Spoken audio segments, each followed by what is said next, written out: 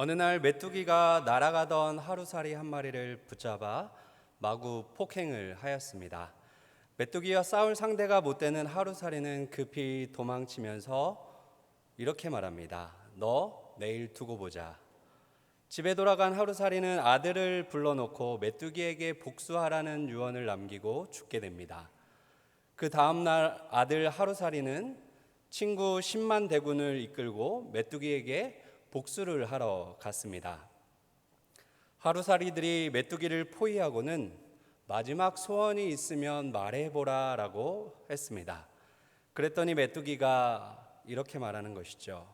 오늘은 휴전하고 내일 다시 싸우자.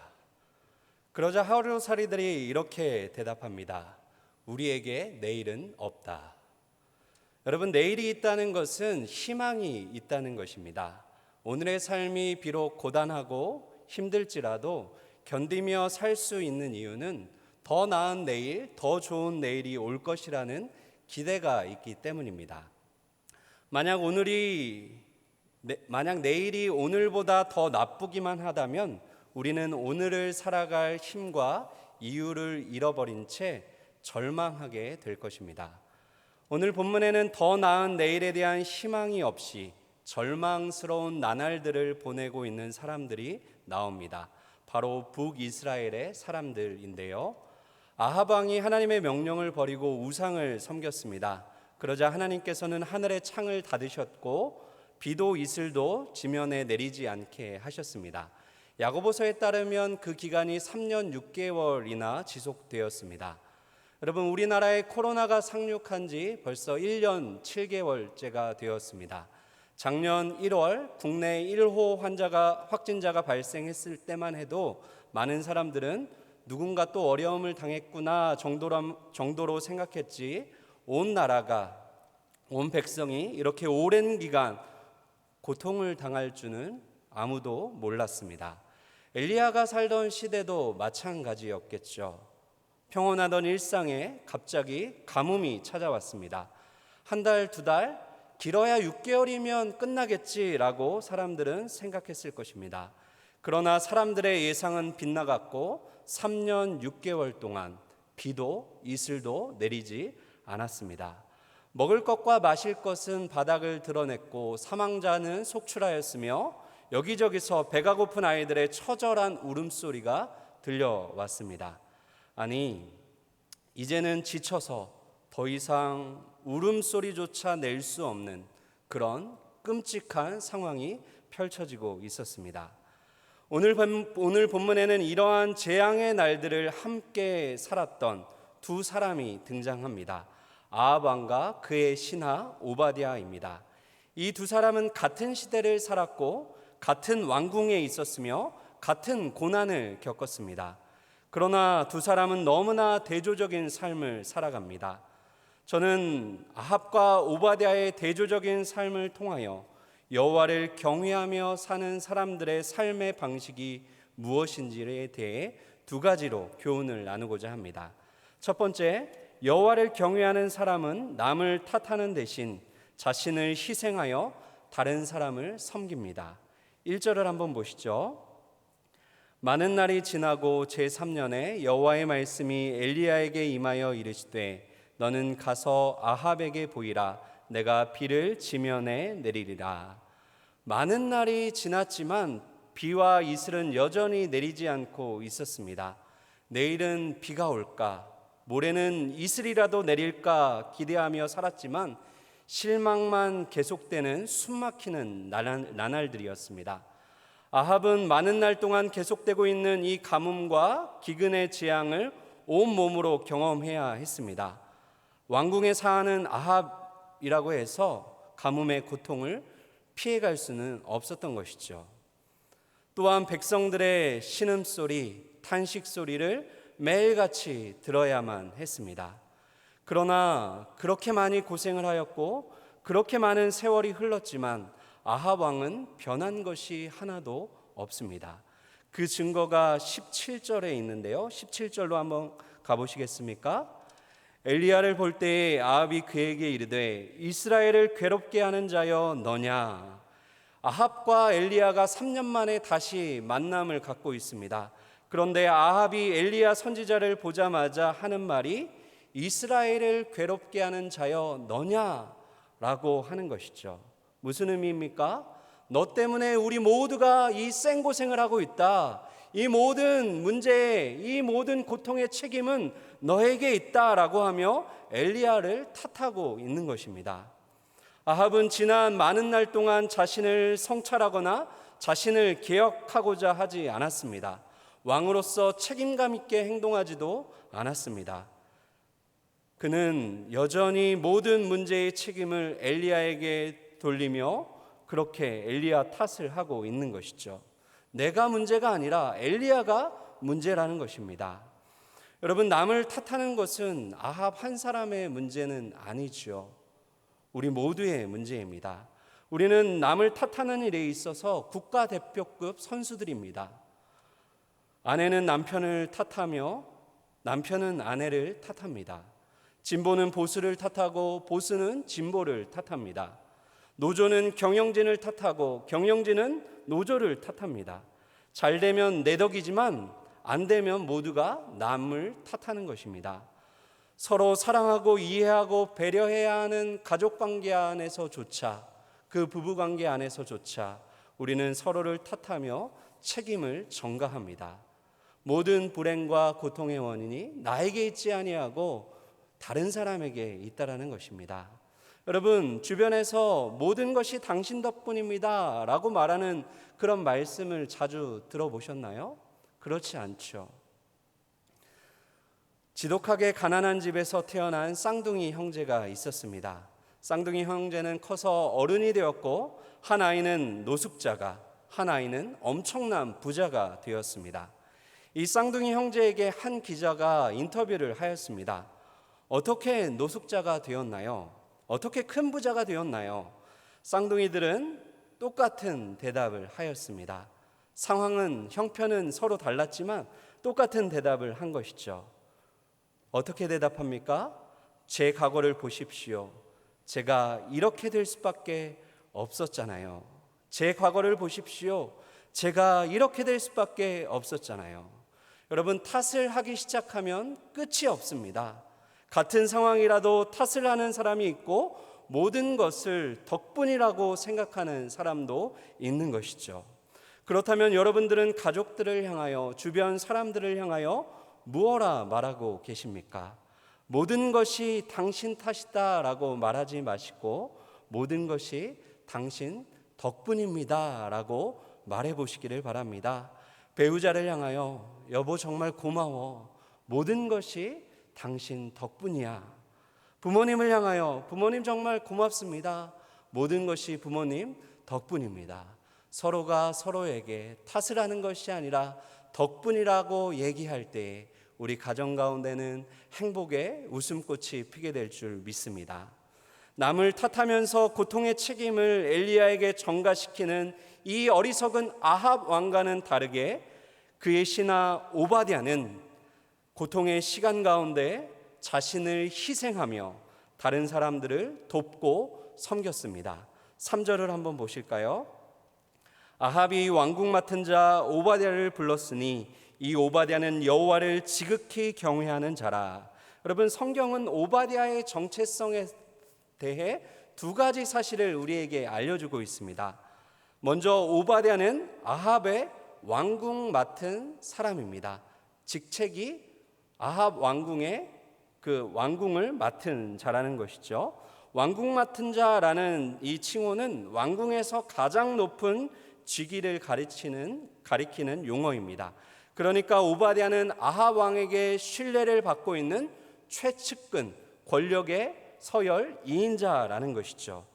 여러분, 아합 왕의 신복이라고 하면 어떤 이미지가 떠오르게 될까요? 유유상종이라고, 아합의 신복이니까 오바댜도 아합처럼 나쁜 사람, 불의한 사람이다라고 쉽게 판단할 수 있을 것입니다.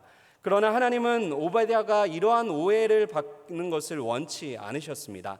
그래서 곧바로 이어서 오바댜의 또 다른 정체성을 소개해 주십니다. 무엇이죠? 여호와를 지극히 경외하는 자입니다. 오바댜는 여호와를 지극히 경외하는 사람답게 위기에 처한 사람들을 돕고 섬겼습니다. 4절을 한번 보실까요? 이세벨이 여호와의 선지자들을 멸할 때에 오바댜가 선지자 100명을 가지고 50명씩 굴에 숨기고 떡과 물을 먹였더라. 아합 왕의 아내였던 이세벨, 이 이세벨은 하나님의 선지자들을 모조리 잡아다가 죽였습니다. 집단 학살을 행한 것이죠. 이런 상황 속에서 오바댜는 선지자 100명을 급히 굴에 숨겼고 자신의 지갑을 열어서 그들에게 떡과 물을 제공하였습니다. 여러분, 언제까지 숨겨주면 되는 것일까요? 언제까지 떡과 물을 제공해 주면 되는 것일까요? 그 기한이 정해져 있는 것이 아니었습니다. 무기한으로 끝도 없는 선행을 오바댜가 행하고 있는 것이죠. 더 나아가 이 오바댜는 이렇게 함으로써 잃을 것이 너무나 많은 사람이었습니다. 이 일이 발각이라도 되는 날에는 현재 누리고 있는 그 모든 지위, 또한 소유, 더 나아가 생명까지도 빼앗길 수 있는 상황입니다. 그런데도 오바댜는 자신의 위험을 감수하면서 위험에 처한 이들을 돌보며 보호하였던 것이죠. 여러분, 오바댜는 자신이 가진 권력을 이용하여 얼마든지 자신의 배를 더 많이 채울 수도 있었습니다. 사마리아의 양식과 물이 떨어졌을 때, 생필품 가격이 폭등했을 때 매점매석을 하여 얼마든지 자신의 재산을 늘려갈 수도 있었습니다. 그러나 그는 자신의 지갑을 열어서 그 위기 가운데 있는, 그 죽음 앞에 있는 100명의 선지자들을 보호하며 그들에게 떡과 물을 공급하였던 것이죠. 너나 할 것 없이 모두가 힘든 상황 속에서 누군가를 탓하지 않고 환경을 탓하지 않고 오히려 자신이 감당해야 할 몫을 책임감 있게 감당하면서 사람들을 섬기는 일에 헌신을 하였던 것입니다. 아합 왕이 다스리던 그 시대는 이스라엘의 역사에서 가장 어둡고 암울했던 시대입니다. 그러나 이러한 시대 속에서도 오바댜는 하나님을 경외하며 살아가는 자의 아름다움과 선한 능력을 세상에 보여주었습니다. 이러한 아름다움과 선한 능력이 저와 여러분들을 통하여 이 세상에 드러나게 되기를, 고통하며 신음하고 있는 이 세상에 드러나게 되기를 주님의 이름으로 축원드립니다. 둘째, 여호와를 경외하는 사람을 움직여가는 것은 욕망의 힘이 아니라 말씀의 힘입니다. 세상 사람들이 살아가는 삶의 방식은 본능과 욕망입니다. 하나님이 없기 때문에 그들은 본능에 충실하게 살아갑니다. 욕망에 이끌려 살아갑니다. 아합 왕이 그렇게 살았습니다. 5절을 한번 보실까요? 5절에 아합이 오베댜에게 이르되 이 땅의 모든 물 근원과 모든 내로 가자. 혹시 꼴을 얻으리라. 그리하면 말과 노새를 살리니니 짐승을 다 잃지 않게 되리라 하고, 위기의 때에, 고통의 때에 아합이 찾은 것은 하나님이 아니라 물과 꼴을 찾고 있습니다. 그것도 대충 찾는 것이 아니라 대단한 열정과 전심으로 그것들을 찾고 있습니다. 그는 왕궁에 앉아있지 않았습니다. 왕궁에서 빠져나와서 직접 물과 꼴을 찾아 헤매이고 있습니다. 그 넓은 땅을 두루다니며 모든 물 근원과 모든 시내를 샅샅이 뒤져서 반드시 물과 꼴을 얻고자 하는 것이죠. 찾다가 없으면 되돌아오는 것이 아니라 찾을 때까지 찾을 기세였습니다. 여러분, 백성을 먹여 살리기 위하여 물과 꼴을 찾고 있는 것이 아니지요. 자신의 말과 노새를 먹이기 위함이었습니다. 백성들은 힘들어서 지금 다 죽어나가고 있는데 왕이 걱정하고 염려하는 것이 백성이 아니라 자신이 소유한 그 짐승이었습니다. 여러분, 전국적인 가뭄이 벌써 3년째 이어지고 있는 상황입니다. 이런 상황이라면 물이 어디 있고 풀이 어디 있겠습니까? 찾으려 해도 찾을 수 없는 것들이죠. 그런데도 아합은 불가능해 보이는 그 일에 헌신적으로 도전하고 있습니다. 아합을 이토록 열정적으로 움직여간 것은 그의 마음 깊은 곳에 자리 잡고 있었던 그의 욕망이었습니다. 특별히 아합에게는 더 강한 힘, 더 강한 파워를 가지고 싶은 욕망이 있었습니다. 힘에 대한 욕망, 파워에 대한 욕망이 말과 노새에 대한 집착으로 그렇게 표현이 되었던 것이죠. 여러분, 왜 하필이면 말과 노새입니까? 아합 왕의 재산 목록 중에는 말과 노새만 있는 것이 아니죠. 양도 있고 소도 있고 다른 여러 짐승과 가축들도 많이 있습니다. 그런데 아합은 말과 노새를 특별하게 언급하면서 그것을 지키자라고 말하고 있습니다. 그 이유는 말과 노새는 단순한 재산 목록이나 소유물이 아니었기 때문입니다. 그 당시 상황에서 말과 노새는 강력한 군사력의 상징이었습니다. 왜냐하면 말과 노새는 가장 강력한 무기였던 병거를 끄는데 사용되었기 때문입니다.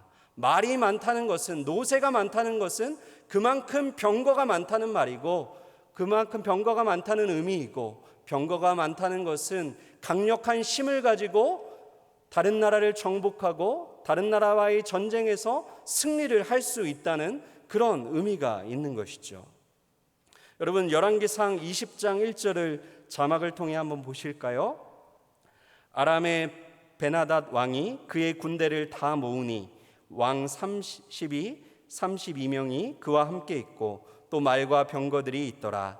이에 올라가서 사마리아를 에워싸고 그곳을 치며, 여러분, 아람 왕 베나닷이 그 사마리아를 에워싸고 있는데 말과 병거를 앞세워서 그렇게 사마리아를 위협하고 있는 상황을 얘기하고 있는 것이죠.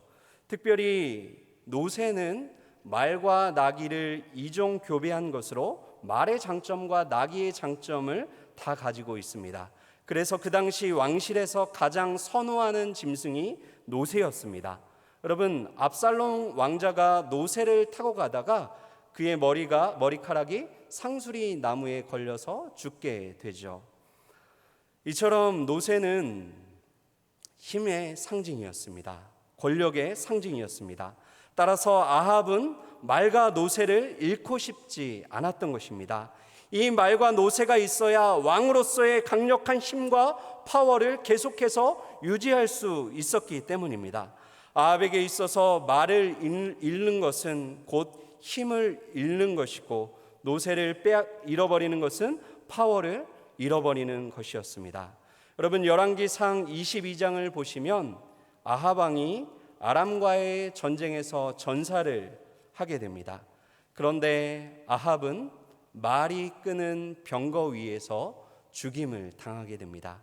자신이 그토록 소중히 여기며 끝까지 지키길 원했던 그 말과 노새, 그 병거가 아합을 지켜주지 못했던 것입니다. 아합이 욕망의 힘에 이끌려 그렇게 가고 있을 때 오바댜는 전혀 다른 힘에 이끌려 그렇게 삶을 살아갔습니다. 여러분, 오늘 본문 7절과 8절을 한번 보실까요? 오바댜가 길에 있을 때에 엘리야가 그를 만난지라. 그가 알아보고 엎드려 말하되 내 주 엘리야여 당신이시니까. 그가 그에게 대답하되 그러하다. 가서 내 주에게 말하기를 엘리야가 여기 있다 하라.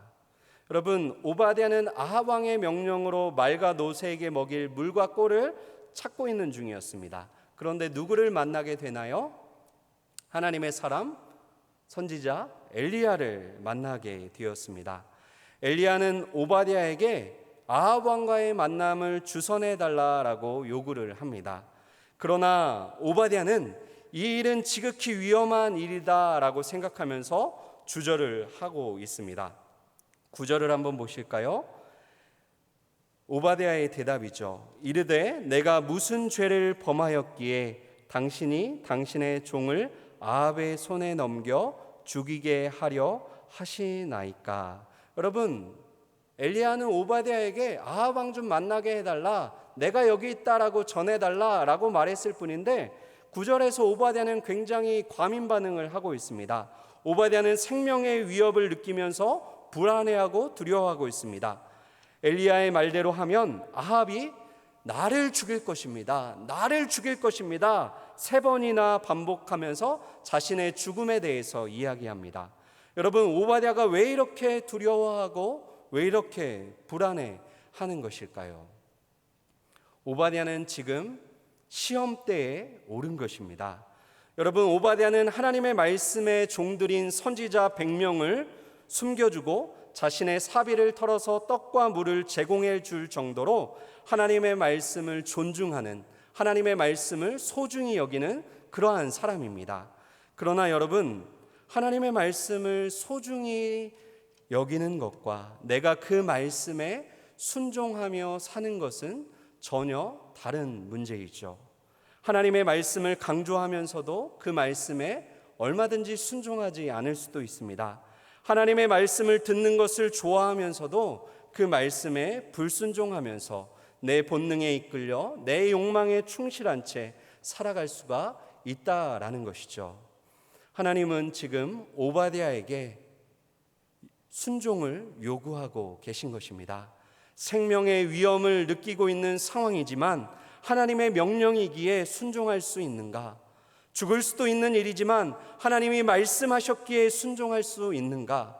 나의 본능과 욕망을 거슬러서 하나님의 이해할 수 없는 그 말씀 앞에 순종할 수 있는가?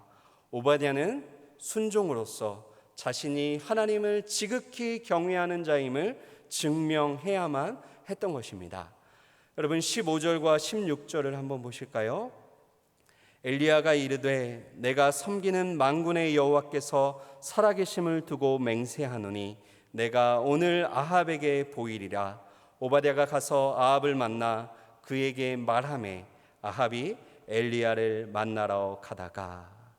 오바댜는 자신의 생명을 걸고 엘리야를 통해 주신 말씀 앞에 순종합니다. 자신의 왕 아합을 찾아가서 엘리야가 있습니다 라고 얘기했던 것이죠. 오바댜는 자신의 생각이나 감정에 따라 움직이지 않았습니다. 다 이해할 수는 없지만 하나님이 말씀하셨기에 그 말씀에 힘을 의지하여 움직이며 그렇게 살았던 것입니다. 사랑하는 성도 여러분, 나의 생각과 나의 마음과 나의 의지, 나의 입술, 나의 손과 발이 하나님의 말씀에 의해 길들여지는 것이 참으로 복된 것인 줄 믿으시기를 바랍니다. 그러므로 하나님의 말씀 앞에 내 생각, 내 욕망, 내 지혜를 내려놓고 다 이해할 수는 없지만 하나님이 말씀하셨기에 그 말씀 앞에 인생을 던지며 사는 말씀에 길들여진 순종의 사람들이 되시기를 바랍니다. 사랑하는 여러분, 우리 모두는 많은 날 동안 계속되고 있는 코로나의 고통 속에서 하루하루를 살고 있습니다. 언제 이 고통의 나날들이 끝날지는 아무도 모릅니다. 그러나 우리가 아는 것 하나 있습니다. 코로나의 고통 속에서 우리를 건져주시고 우리에게 회복을 주실 분은 하나님 한 분밖에 없다라는 것입니다. 나의 인생의 오래된 고통의 문제를 해결해 주실 분도 하나님 한 분밖에 없습니다. 그러므로 코로나 팬데믹 상황 속에서 낙심하지 마시고 내일이 없는 사람처럼 절망하지 마시고 힘써 여호와 하나님을 경외함을 배우며 나아가시기를 바랍니다. 여호와를 경외하는 자에게는 반드시 하나님이 예비하신 회복의 은혜가 임할 것입니다. 바라기는 많은 날 동안 계속되는 이 고통의 때에 주변 사람들을 탓하며 욕망의 힘에 이끌려 아합처럼 어리석은 삶을 사는 것이 아니라 나를 희생하여 주변 사람들을 돕고 섬기는 삶, 말씀의 지배를 받으며 말씀의 힘에 이끌림을 받는 복된 삶을 살아가는 저와 여러분들 다 되시기를 주님의 이름으로 축원드립니다. 기도하겠습니다. 살아계신 하나님 아버지, 감사와 찬송을 올려드립니다. 계속되는 고난과 시련 중에도 여전히 우리와 함께 하시며 말씀을 통하여 오늘을 살아갈 힘과 용기를 주시니 감사합니다. 고난과 시련의 때에 다른 사람을 탓하며 욕망의 힘에 이끌려 살지 않게 하여 주옵소서. 모두가 어렵고 힘든 이때에 나를 희생하여 다른 사람을 돕고 섬기며 말씀의 힘에 이끌림을 받는 여호와를 경외하는 자의 삶을 살 수 있도록 은혜를 내려 주옵소서. 감사드리며 내일의 소망 되시는 예수님의 이름으로 기도하옵나이다. 아멘.